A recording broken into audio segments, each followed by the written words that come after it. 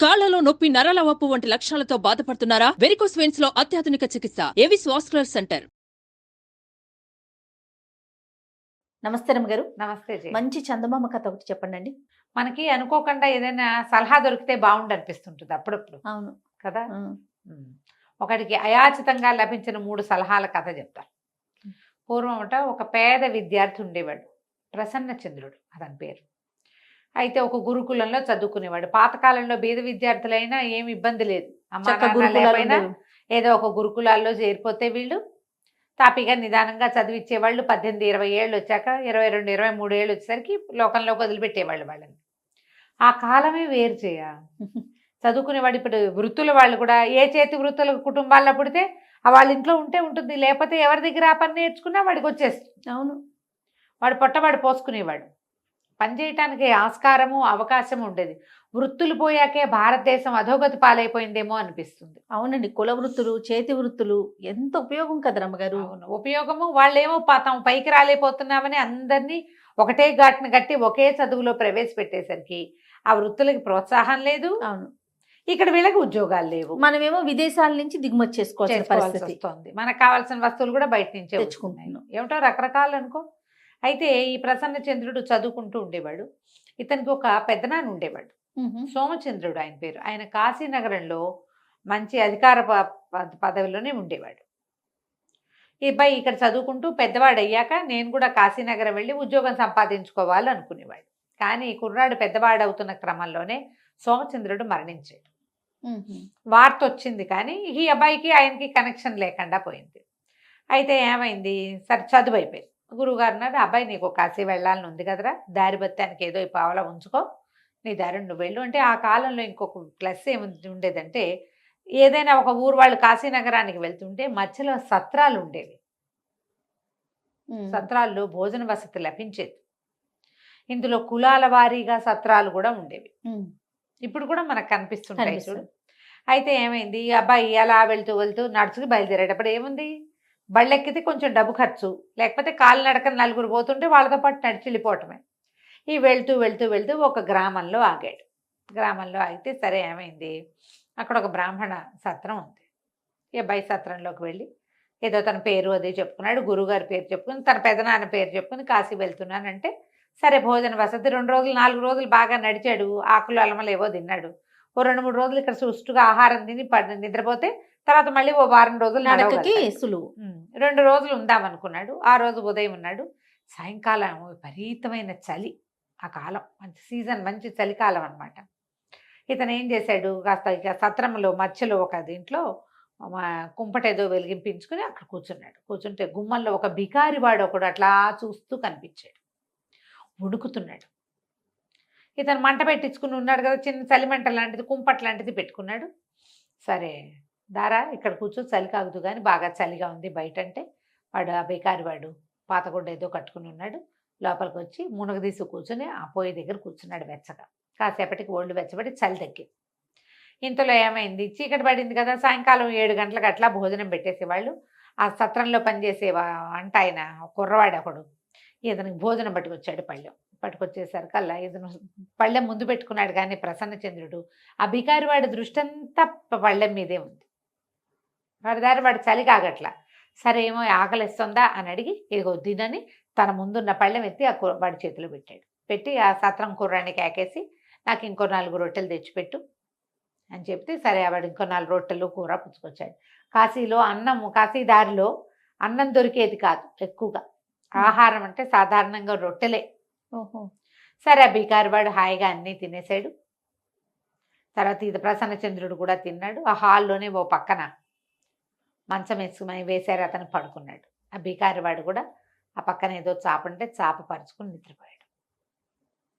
లోపల వెచ్చగా ఉంది. బయట పడుకుంటే ఏముంది, చలికాలానికి బిగిసిపోవటమే. ఎక్కడైనా ఒక పంచం చేరాలి. వాడి ప్రసన్నచంద్రుడి పిలిచిన కేకతోటి ఇక్కడ ఉండిపోయాడు. ఉండేటప్పుడు ఏం చేశాడు, తెల్లవారి వెళ్తూ బాబు మీకు బాగా అత్యవసరమైనప్పుడు, ఏ సహాయము లభించట్లేదనిపించినప్పుడు, వేరే దారి లేనప్పుడు ఈ కాగితాలు వాడుకోండి 3 చీటీలు ఇతని చేతిలో పెట్టాడు. వాటి మీద 1, 2, 3 అని నెంబర్లు వేసింది.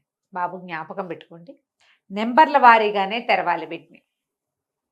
మీకు మొదటిసారి అవసరం వచ్చినప్పుడు ఒకటోది, రెండోసారి అవసరం వచ్చినప్పుడు రెండోది, మూడోసారి అవసరం వచ్చినప్పుడు మూడోది తీయండి. ఈ చీటీలు దగ్గర ఉంచుకోండి అని చెప్పి చీటీలు ఇచ్చాడు. ఇస్తే ప్రసన్నచంద్రుడు అనుకున్నాడు, బేకారి వాళ్ళు ఏవో చేస్తారు, ఫకీర్లు వాళ్ళు ఏవో ఐడియాలు.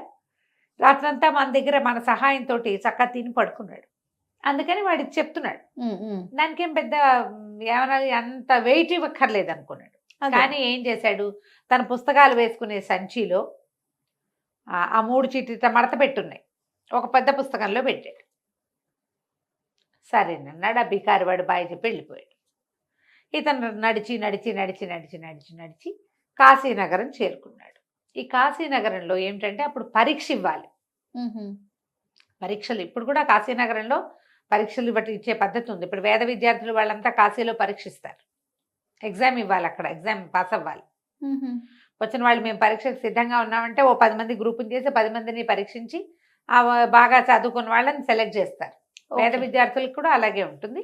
ఇతను ఈ తన అధికార పదవి కోసం వచ్చాడు కదా, వాళ్ళ పెద్దనాన్న చేసిన పదవి లాంటి పదవి కోసం ట్రై చేశాడు. పరీక్ష ఫెయిల్ అయిపోయాడు, చేయలేకపోయాడు.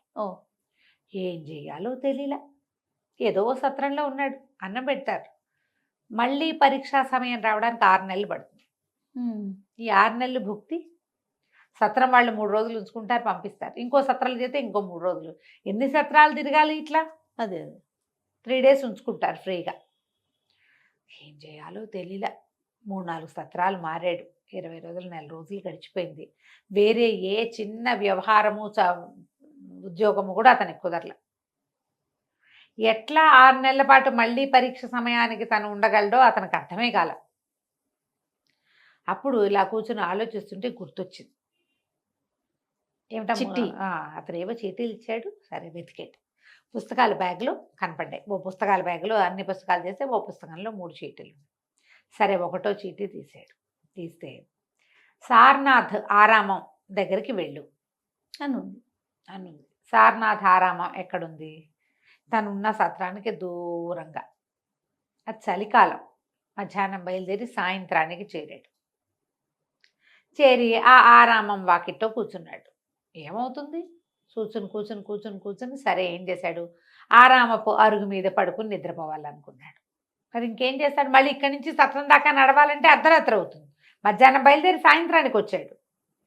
సాయంత్రం బయలుదేరితే ఎప్పటికి చేరుతాడు? అంతేగా. ఇక అరుగు మీద పడుకోపోయాడు. పడుకోపోతే ఆహారం లేదు, గీహారం లేదు. సారనాథ్ ఆరామంలో అతనికి ఎవరూ తెలియదు. వాళ్ళు వీళ్ళకి అన్నం పెడతారో లేదో కూడా అతనికి తెలియదు. ఇంకేం ప్రయత్నం చేయలే. తన సామాన్లు ఎట్టాకు సత్రంలోనే సంచి ఓ మూట ఉన్నాయి, అంతకంటే ఏం లేవు. కానీ అరుగు మీద పడుకోబోతుంటే ఆ ఆరామ పాలకుడు ఉంటాడు కదా, ఆయన వ్యవహారం ఏమంటారు దాన్ని, మన సంచాలకుడు, ఆయన బయటకు వచ్చి చూసి, బాబు ఇక్కడ పడుకోవద్దయ్యా, చలి బాగా, పడుకోకూడదు, బయట పడుకోకూడదు, లోపలికి రా అన్నాడు. అనేసరికల్లా ఇతను మొహమాట పడి, వద్దులేండి నా దగ్గర డబ్బేమీ లేదు, ఆరామంలో అవన్నీ కుదరవు కదా, నేను ఇప్పుడు బయలుదేరినా వెళ్ళలేను, అర్ధరాత్రి అయిపోతుంది, చీకటి వెళ్ళలేను, తెల్లవారి నిద్ర లేచి వెళ్ళిపోతాను అంటే, అట్లా కాదు అట్లా కాదు, రారా లోపలికి రా, ఇట్లా చలికి ఏదైనా అయిపోతే ఆరామప్ప వాకిళ్లలో ఇలా అయిపోతే ఆ దోషం అంతా మాదైపోతుంది, రా బాబు పర్వాలేదు ఒక పూటకి ఏమైందిలే అని ఆయన బోళ్ళంతా బతిమలాడి ఇతన్ని లోపలికి తీసుకెళ్ళాడు. చాలా పెద్ద ఆరామం. సరే ఇంకా రూము గీము ఏం పెట్టకుండా ఆయన ఏం చేశాడు, తన గదిలోకి తీసుకుపోయాడు. ఆయనకి ఆఫీస్ రూమ్ ఉంది. ఆఫీస్ రూమ్లో కుంపటి వెలిగించింది. చలికి మెల్లిగా ఒళ్ళు వెచ్చబడింది. ఆయన ఏమన్నాడు, సరే నాతో పాటే తిందుగా నీ పూట, బ్రాహ్మణ కుర్రాడివి, నీకు పెడితే నాకు మంచిదేను అని ఎవరో పలివాడిని పిలిచి ఇద్దరికి భోజనం పట్టుకురా అంటే భోజనం తీసుకున్నారు. ఇద్దరు తిన్నారు. తిన్న తర్వాత ఏ ఊరు ఏమిటి ఏది కథాకమేషు కనుక్కున్నాడు. నా పేరు ప్రసన్నచంద్రుడు, ఫలానా ఊరు మాది, మా పెద్దనాన్న ఇక్కడే ఉండేవారు, ఆయన పేరు సోమచంద్రుడు, 5-6 సంవత్సరాల నాడు కాలం చేశారు, ఆయన ఉంటే నాకు బాగుండేది, నేను పరీక్ష ఇవ్వాలని వచ్చాను, పరీక్ష ఇచ్చామన్న పరీక్ష అవ్వాల, చదువుకుంటున్నాను, మళ్ళీ పరీక్ష ఇవ్వడానికి ఉన్నాను అనేసరికి ఆయన ఆశ్చర్యపోయి, సోమచంద్రుడా ఫలానా ఆయనేనా, ఫలానా గోత్రమేనా, ఫలానా ఇంటి పేరేనా, కాశీలో ఏం ఉద్యోగం చేసేవారు అన్నీ కనుక్కొని భలేవాడు పోయి, సోమచంద్రుడు నాకు చాలా కావాల్సిన వాడు, చాలా బాగా తెలుసు నాకు, సారనాథ్ ఆరామానికి ఆయన దీన్ని ప్రతిష్ట అవి జరిగినప్పుడు ఆయన బోల్డ్ అంత విరాళం ఇచ్చాడు, ఇటువైపు వచ్చినప్పుడు రాత్రులు నాతోటే భోజనం చేసేవాడు, ఆయన హిమాలయాలకు వెళ్ళొస్తానని కొంత సొమ్ము నా దగ్గర దాచిపెట్టాడు. తిరిగి వచ్చే ప్రయాణంలో ఆయన మరణించాడు. 2,000 రూపాయలు నా దగ్గర ఉన్నాయి ఆయనవి. ఆ కాలంలో 2,000 అంటే ఇప్పుడు అబ్బా. కనీసం 2 కోట్లు అని చెప్పి భలే దొరికావు.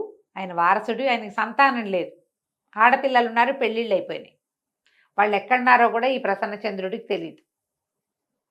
ఇతను పుట్టేసరికి అతని అక్కయ్యలకి పెళ్ళిళ్ళు అయిపోయినాయి.